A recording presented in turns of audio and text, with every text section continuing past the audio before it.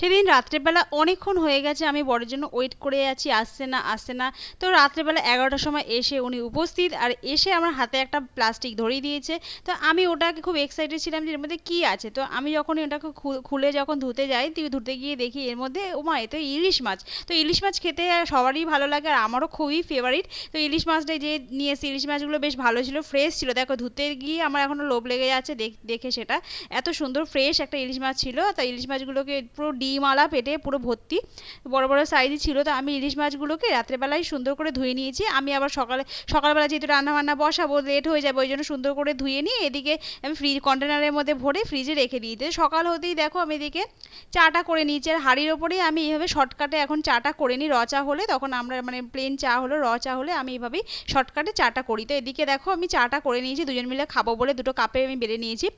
এদিকে দেখো ভাতটা নাড়া দিয়ে দিলাম, ভাতটাও হয়ে এসছে।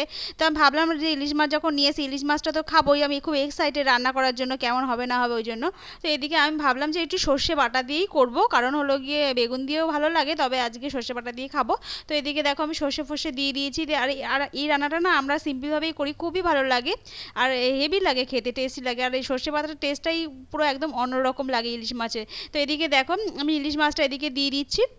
আর আমরা না দুবেলা রান্না আমরা করি না, একবেলা রান্না করি, দুবেলার জন্যই করছি, রাত্রেবেলা রুটি ফুটি করবো বলে আমি এইভাবে করেছি। যখন কোনো সময় তরকারি ফরকারি করলে তখন দুবেলা করে রাখি রাত্রের জন্য, যেহেতু এই অন্য কিছু রাত্রে রুটি করব বলে আমরা একবেলায় করে নিয়েছি। মাছ ফাছ হলে একবেলাই করি।